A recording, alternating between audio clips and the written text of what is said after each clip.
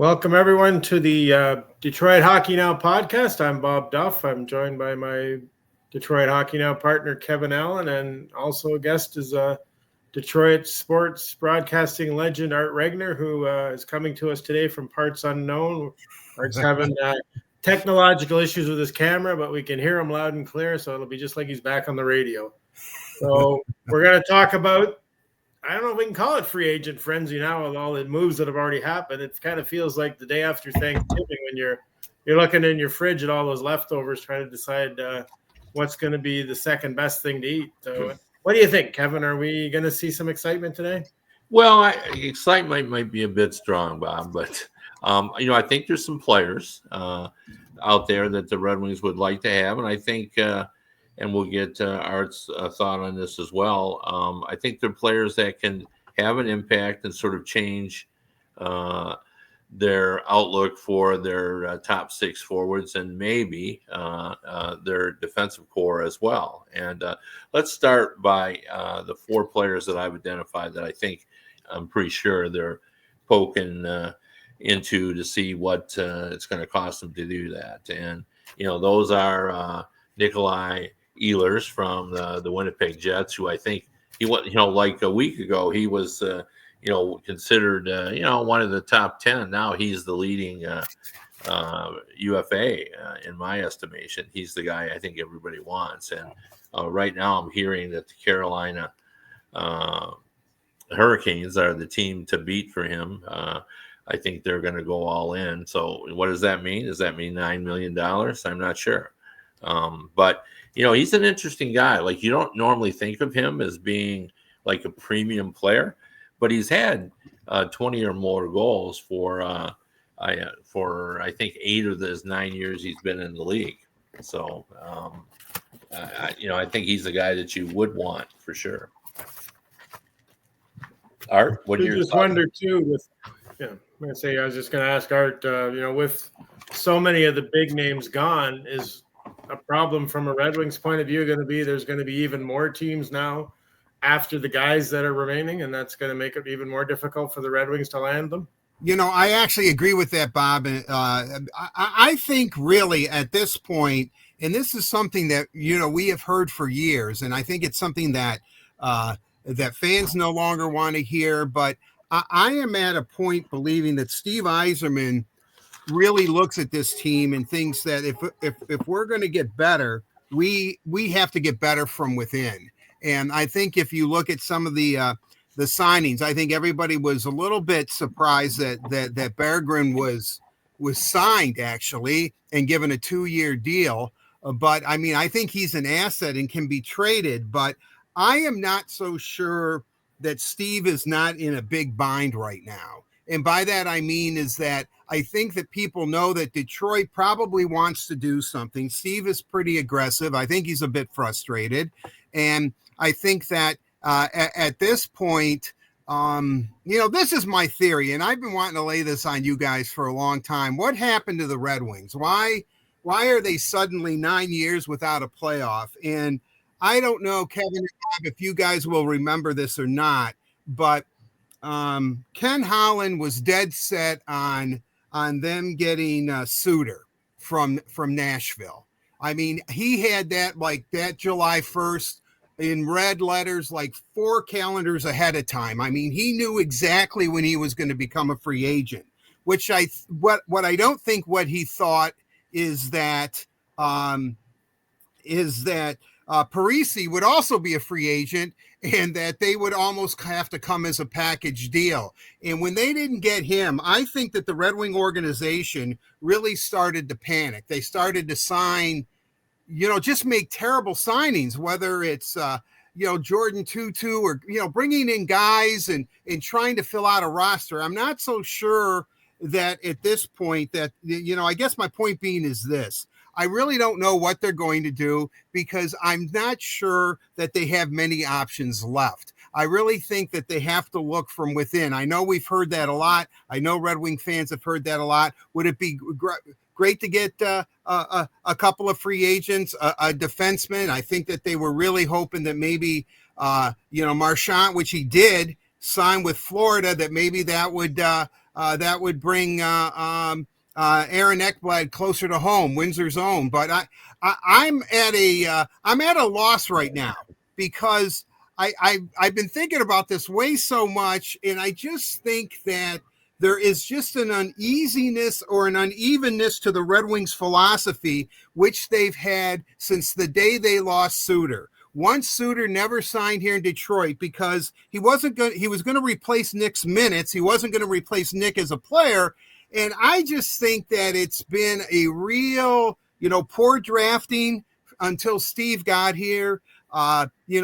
Free agent signings, European free agent signings, nothing seems to have really, really worked out. I mean, unless you're Alex DeBrincat and you want to come home, I just don't think the Red Wings are in a good position. I think that we might be sitting here tomorrow and they've done nothing.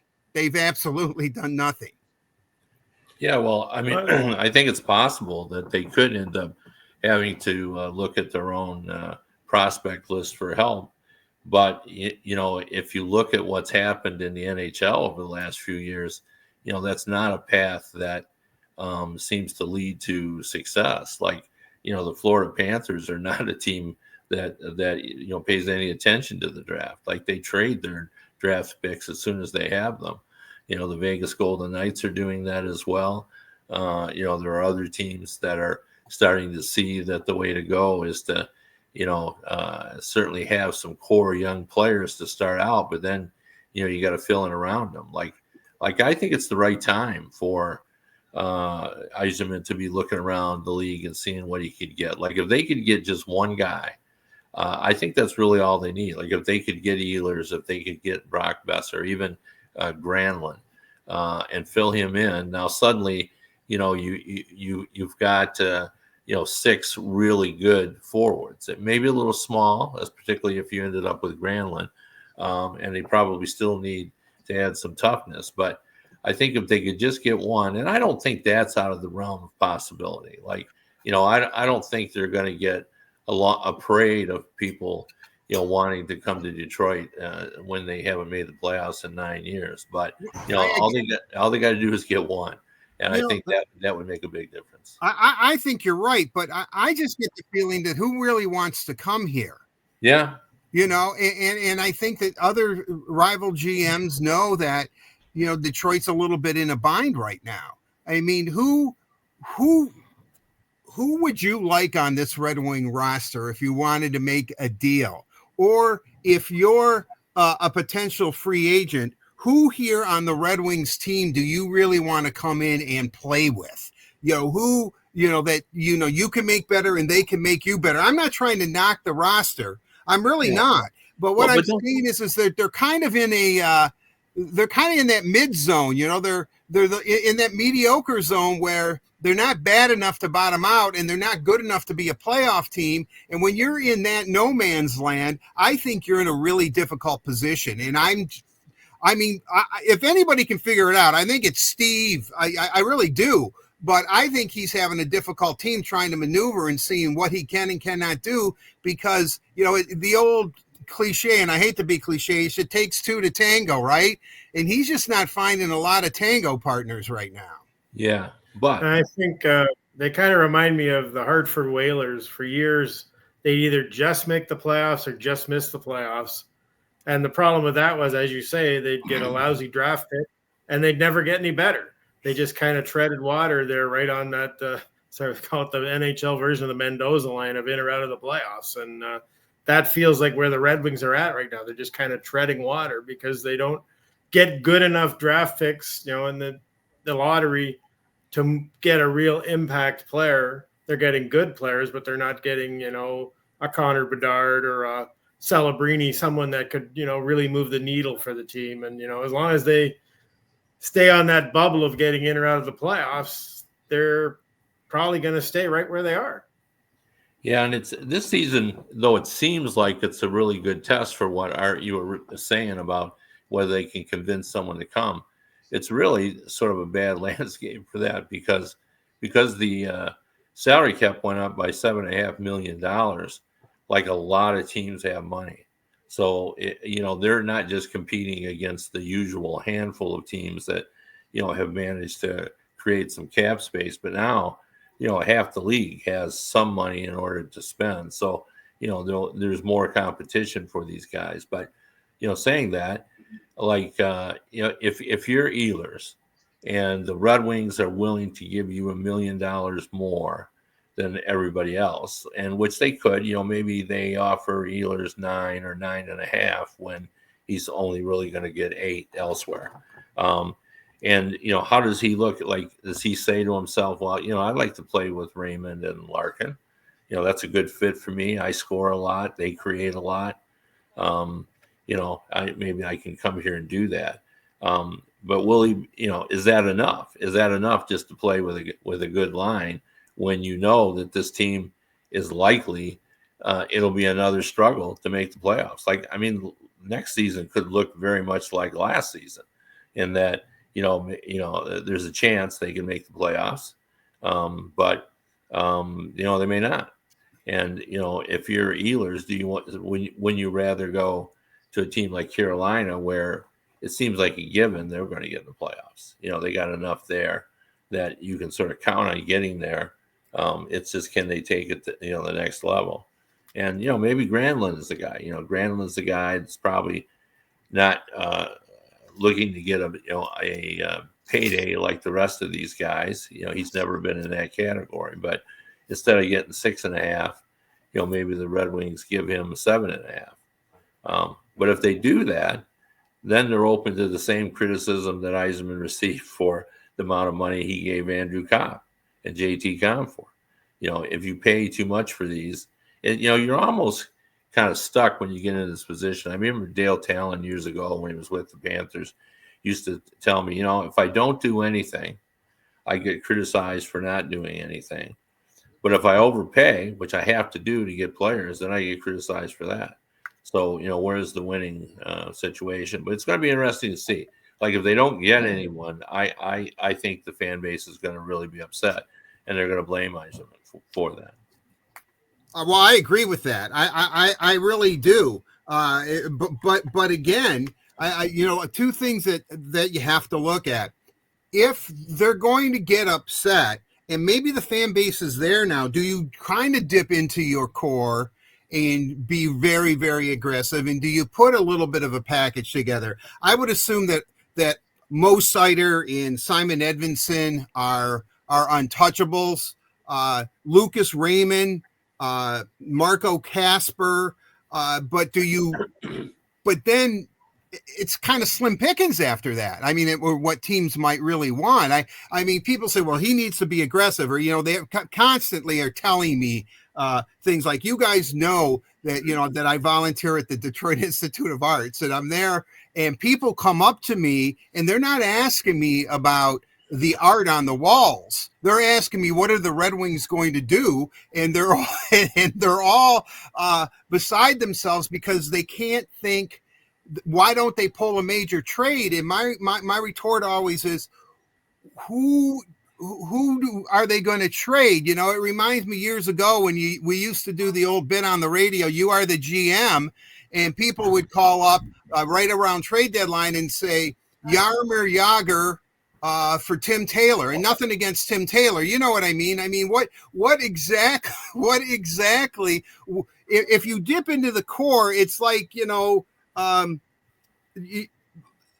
going to maybe address one problem, but you're trading away a huge asset where you're going to just have another problem. And then, to Bob's thing, they're kind of at that Mendoza line where unless Marco Kasper blossoms into a complete all-star, Simon Edvinsson takes another step, Mo Seider gets a partner that he's comfortable with, Sandin Pellikka, might actually be, a poor man's version of Quinn Hughes or Cale Makar and really catch a break on it. I'm not sure, as Kevin, as you alluded to, that they might kind of be in this no man's land unless, and is this a key, unless you think Todd McClellan is a coach that can get everything out of these guys and more. Could he get is he worth 10 more points in the standings? Can he do that? Even though everybody else in the division seems to be getting better, Detroit seems to be in a holding pattern. I mean, I look at this maybe as a real serious issue because I think there's a will and they want to get better, certainly. I don't know what avenue, and I think that they're trying to figure that out too.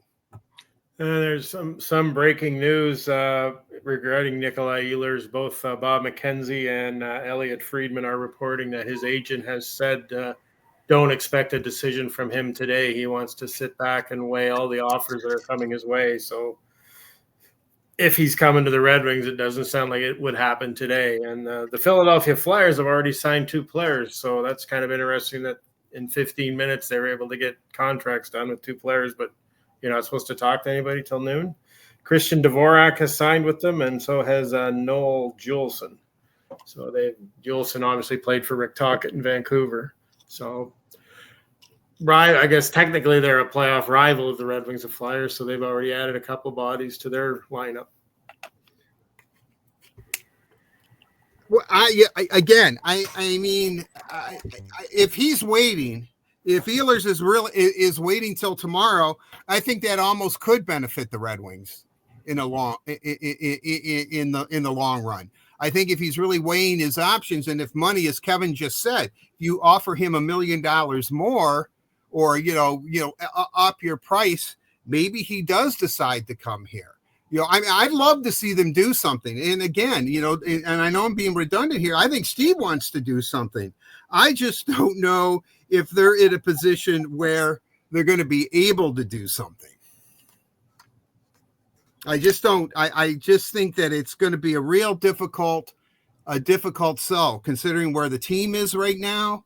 And, although they have money, but then again, the cap is going up. Everybody seems to have money this time of year. Guys don't really move as much as they used to. It isn't like the old days, guys, where we would sit around and, trade deadline day was, the Red Wings would add 5 or 6 players, and, free agency, Ken Holland's filling up at the Total gas station or whatever. And, Dominic Hasek's agent calls him, or Marian Hossa's agent calls him and says, "Hey, we want to come to Detroit." I mean, unfortunately, that's just not happening. It's a whole different landscape, and I think that, you can say it's the Red Wings doing. Part of it is the Red Wings doing, but I just think that when the game started to change, when we're in this new phase of free agency and the way players are and money, I think the Red Wings happen to be on the downslide a little bit, and trying to build themselves back up is really, really difficult to do, because it almost seems, they get no luck in the lottery, that they just they're just not catching a break, although they have drafted well. Mo's a player, Lucas is a player, it looks like Marco's going to be a player, Simon's going to be a player, but if we're talking about those guys, and guys that they're drafting right now, they're kind of years away from those guys, that core really solidifying themselves. And, at that time, Larkin's gone, DeBrincat's gone, Kane's gone. It's not easy. It's definitely not easy. I don't know, when Steve was a player, I used to talk to him all the time, and he wanted to be a general manager. He never wanted to be a coach. I don't know if he would have thought that it would have been this difficult. You're not trading Kyle Quincy type player for Andre Vasilevsky anytime soon. I don't think that's going to happen anymore. I just don't. So I don't know. I'm not trying to be negative. I'm just trying to be real. I don't know exactly what path they can take. Well, there's a lot that has gone against them, including the fact that they've done this at a time when the league just keeps expanding. Like, it makes it more difficult. Like, there's 32 teams now. When I started covering the NHL, there were 21, so that's 11 more teams. In the old days, if you were picking your 42nd pick, that was still in the bottom of the second round, and now the 42nd pick is, 10 picks into the second round, it's 63.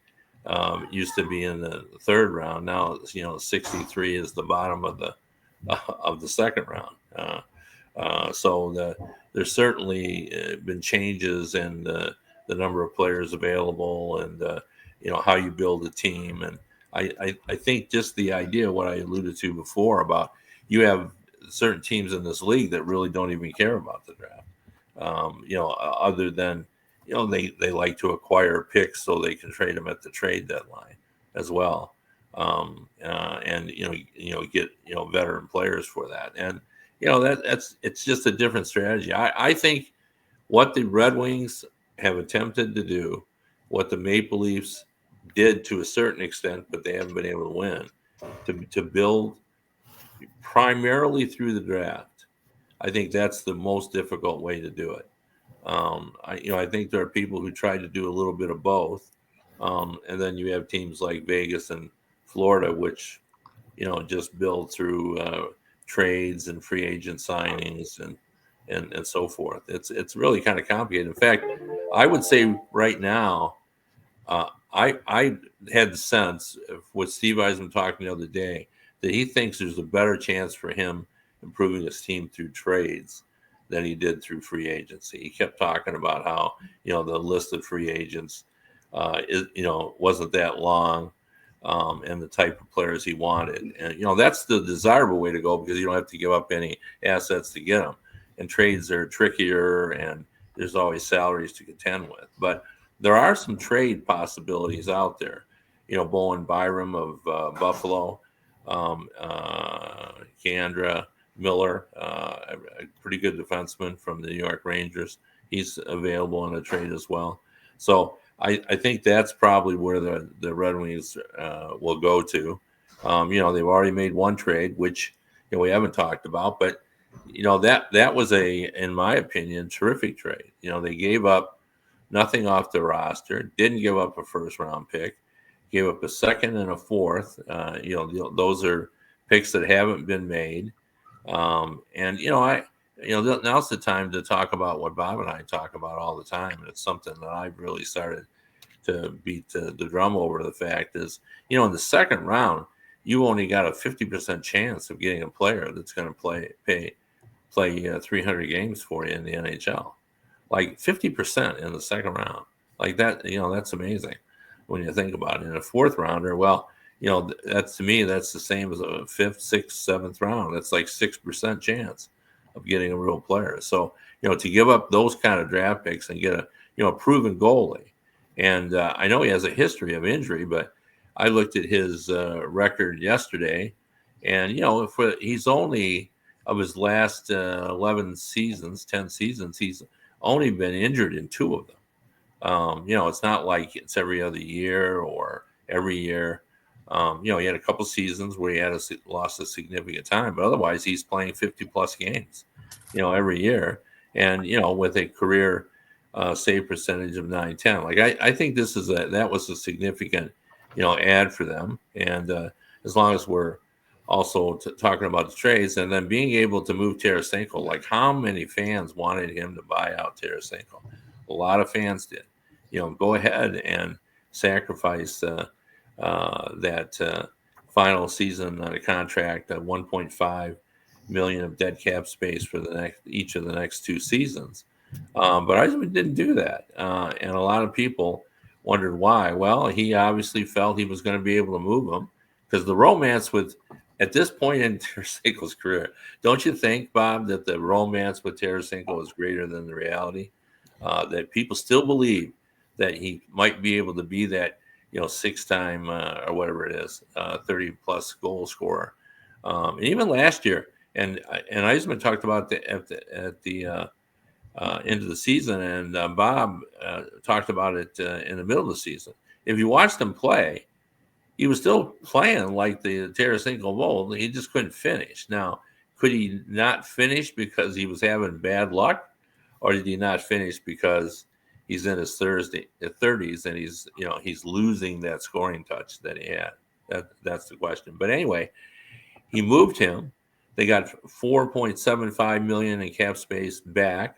Now, you can argue that maybe that was a bad signing to begin with, but for 1 year at 4.75, you got 11 goals. He didn't get 20. That's not a bad roll of the dice. Like at the time, it seemed like a good roll of the dice. But the fact that when he saw that he didn't fit here, he went back and he was able to get rid of that. And he didn't. It was a clean kill. Like he didn't have to hold any salary. He didn't retain any salary out of it. He didn't have to give a sweetener to Minnesota to take the deal. He just got rid of them. So that was a good move. And it almost seemed non-coincidental to me that 4.75 almost, not quite, but close, almost pays for Kane's base salary and Bergman's base salary. I know that totals 4.8, right? So, right. That Tarasenko, by getting rid of him, he pays for it, those two players. And you talk about Tarasenko, and we're getting back to this speculation that Ehlers is going to wait a day. That does put the Red Wings and other teams that are looking at him into a bit of a dilemma. Do you wait for him to see if you get him? And if you do and you don't get him, then other guys you might have wanted could also be gone by then. And that's kind of what happened in a way to the Red Wings last year. They thought they were in on Stamkos. They didn't get him.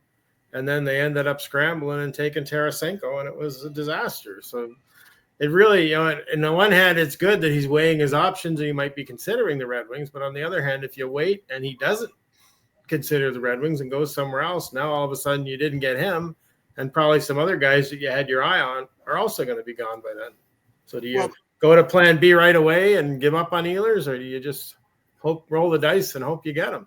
I don't think they have much of a choice. I think they've been scrambling again. I know you guys think I'm obsessed with this Suter thing, but really, since Suter spurned Detroit, I think they've been playing this game the whole time. I mean, even though Comp and Comfort were signed rather quickly, I still think that there always seems to be kind of a knee-jerk reaction at this point that the Red Wings seem to do. And, I believe that a lot of it has to do with the fact is that they really need to catch a break on something, and maybe holding out for Ehlers is the way to go. Kevin said maybe it's Granlund. I mean, I'm checking my phone here as we're doing it to see, who else is signing. I mean, it's I think what you have to do is you just have to weigh it. Do you wait for Ehlers, or do you have a chance to grab somebody else? And do you do that? I think that at this point, the old thing, and Steve, we trust, you're going to have to just trust him and hope that he makes the right decision, even though some of his decisions on signing free agents and the term that he has signed these free agents for hasn't really worked out to his advantage. What's really weird is too, like the difference between a top player and, like I had said, I had written a story about plan B type players. And one of the players that I suggested the Red Wings should be interested in is Jamie Benn at the time. And Jamie Benn, it was thought that he wouldn't be coming back to Dallas, that maybe he was going to want $3 or $4 million. What I said was Detroit would like to get a little tougher. Well, Jamie Benn is still, pretty tough for a man in his 30s. He's got 80 penalty minutes or around in that area. He has 120, 30 hits a year. He still, will bump people around, and he scored 16 goals. And so my argument was, if you could get him for a couple $1 million, and plug him in the third line, that would help your offense. That's if he can score 16 goals and be a physical force, that could be a value to it. Well, we're talking about giving Ehlers $8 or $9 million, and he might only score 23 or 24 goals. So the difference between a $2 million player and a $9 million player in terms of what the Red Wings need to accomplish. I mean, what they need to accomplish is they definitely need more goals. Like, we know that. You can look at their goal totals and their goals per game, and it's not there in terms of being competitive. One of the things that we wrote on last year was the fact that to get into the playoffs, you have to be in the top 15 or 16 goal scoring. Like the highest scoring teams in the league, the top 15, like 13 of those got into the postseason. However, once you get in the postseason, then you got to be one of the better defensive teams. So obviously you want to be a little of both. But my point is, you're not even going to get into the playoffs if you don't score enough goals. So, guys like Jamie Benn he ended up re-signing with Dallas for $1 million. So, like, imagine if the Red could have gotten him for $1 million. 16 goals. That's on the Red Wings, that's pretty good goal scoring. For sure, because they're all their scorers are guys like that are getting all their goals. They're all coming from the top 3 or 4 people. So, it's trying to put it together. It is a little bit of a jigsaw puzzle in terms of, you got to have those top guys, and really what you're paying for from those guys is, the consistency. You want a guy that's been around. But I bring that up because when the smoke clears, the guys sitting out there may be people like James Van Riemsdyk, who might be available for $900,000. But James Van Riemsdyk, I think, scored 15 or 16 goals last year. That's pretty good for $1 million. So, would you take someone like him? Does he really help? Is he a detriment in the other areas of the game that you wouldn't want it, that it's not worth it to get that extra 16 goals? The Rebels I have some interesting decisions to make, but, that's the difference between guys. And, maybe that's Bill Zito. Bill Zito is known for a guy that, when he first came in, I've told the story before, he told his pro scouting staff, go out and find me the 2 best players, the 2 most NHL ready players in the AHL. And they came back and they got Vander Hage, who has turned out to be a terrific player for them. Definitely. And the other guy was he's with Calgary now. Bob, help me out. I'm drawing a blank. Wallenberg. Yeah, that's right. He was a role player, hard-nosed player, gritty, and he's a valuable role player. Was on that first Stanley Cup team. Wasn't on last year's because he was in Calgary because they couldn't afford to keep him, so he went and got a little bit more money by going to Calgary. It's trying to piece together a team. Where the good managing comes in is, finding ways, like if you can't get that Ehlers, can you put together 2 other guys that can give you the parts that you need for a winning team? Well, we're not going to solve all the problems, I think, today, but we are running out of time. Any last thoughts, Art, before we go? Well, I know I've been rambling and all over the place here today. So sorry about that, fellas. Not you guys not being able to see me is like just throwing me off here. But I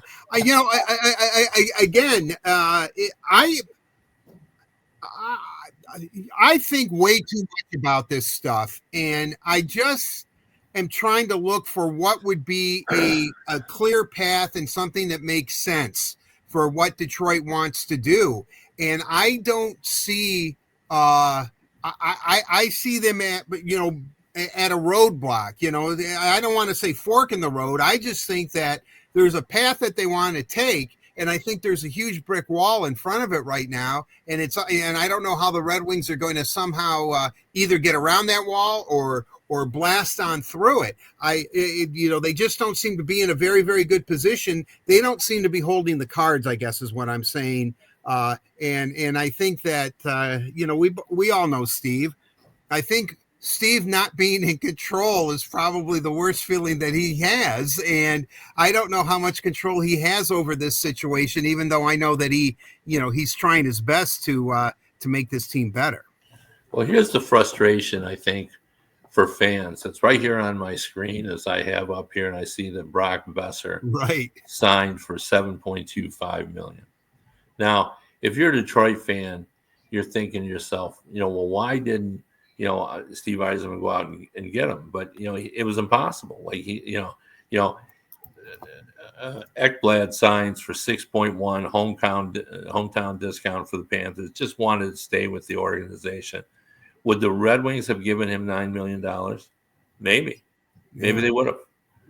But Eisenman never got that opportunity. They never got the opportunity. I mean, Besser scored 40 goals 2 years ago. Would the Red Wings have given him $8 million, $8.5 million? Maybe, but he never got that opportunity. They went after Bowen Byron, and I got from a Buffalo source that the problem was, and then they were willing. I mean, how many times have you heard fans say, you got to trade your draft picks now. We need help. You got to trade your prospects. The Red Wings were willing to do that. They offered when going back to the middle of the season, when they went after Dylan Cousins, they wanted to give a package of prospects and draft picks. And Kevin Adams said to Steve, you're in the same boat that I am in. And that is I got to win now. So what I'm looking for was a goal scorer. I'm looking for a guy. And at the time, the Ottawa Senators had Josh Norris, who had 20 goals in 53 games. Well, in order to compete with that deal, the only center that the Red Wings had 20 goals at that time was Dylan Larkin. Now, the Red Wings are not going to give up Dylan Larkin to get Dylan Cousins, so they can't do that. So again, Eisenman never really had a chance in that situation. He was same thing with Byram. They want a young defenseman back who's playing in the league, who's on his first contract. Well, who is that on Detroit? Well, that's Simon Edvinsson. It's the only guy that they have there. Well, they're not going to trade Edvinsson for Bowen Byram. So that's the rub. When you get into this position, you're on the treadmill. You're not getting any better. You're just sort of running in place, and your draft picks aren't high enough. It's hard to wait. You almost got to get lucky a little bit. You got to find that one deal that's out there that could make you a better team. And so, this could be, as we talked about, another frustrating off season for the Red Wings. If they don't get a chance, if Ehlers has already decided he's going to Carolina, they don't get a shot. Well, I don't know. I mean, I guess you can blame Steve Eisenman because he's put him in this position, but it's a hard position to be in, and a lot of it is out of his control. Well, we can confirm that the Los Angeles Kings will be going to the Stanley Cup final next spring because they just signed Corey Perry. Oh, wow. Corey Perry. What an interesting story he is. Yeah. He seems to have stuff in the tank, though. I mean, he's still a viable player. Well, we'll see. I mean, Kevin, I couldn't agree with you more. Bob, I think we're all kind of on the same page, is that at this point, I just feel like the Red Wings are kind of in this trap that they just can't seem to spring themselves out of right now. There's they really need to catch a break. What about Robertson? Do you think that Dallas is going? Dallas just named their new coach, Edmonton assistant. New guy comes in. Who knows? Will Jim Nill do Detroit a favor or try to help them out? I mean, that's not the way it works, So I really don't know. I mean, I'm fascinated because I still think Steve is a good hockey man and a good executive, and we all know what he was like as a player. He's the same as a general manager, so I think that he'll figure it out. But this is probably the most challenging aspect of his career, is his life in hockey is being the general manager of the Detroit Red Wings right now. I think that this is probably one of the most difficult situations he's had to deal with, and 14 years to win a Stanley Cup. So you can tell how difficult this position really is. We got to go, but let me get this wording because I think it's important. With the Robinson deal, the Red Wings may finally be in a position where their draft picks and their prospects will come in handy, because Dallas has already said, at least privately, that if they trade Robinson, they want to recoup the 2 first-round draft picks they gave up for Rantanen, and they want to get prospects back. So if the Red Wings could put together, and this is just off the top of my head, it could be other guys as well, but let's say they gave up 2 first-round picks and then gave up Nate Danielson and Wallander. Let's say Wallander, or maybe it's another guy. But anyway, those picks and a 4th-round pick, 5 assets to get Robinson. Now let's not forget he scored 151 goals the last 4 years, so this is a valuable player. I think that would give him a chance in order to do that. So every once in a while it kind of rolls around and you're in the right spot to be able to do that. So maybe they will be on Robertson. Well, that would look. I mean, those draft picks are going to be pretty high, or at least maybe in the middle of the pack. I mean, and right. Let's be honest, Jim Nill, that staff, which is mostly still all Red Wing people, have drafted very, very well considering where they've drafted their draft position. Yeah. All right. Well, that's going to be it, I think, for us. We all got to get to work and figure out what is going to happen today. We've kind of analyzed what could happen. Now we're going to find out what will happen. And we thank you all for joining us on the Detroit Hockey Now podcast, and look forward to hearing from your thoughts on what you think the Red Wings should do. So send us a comment when you get a chance, and have yourself a great free agent frenzy day.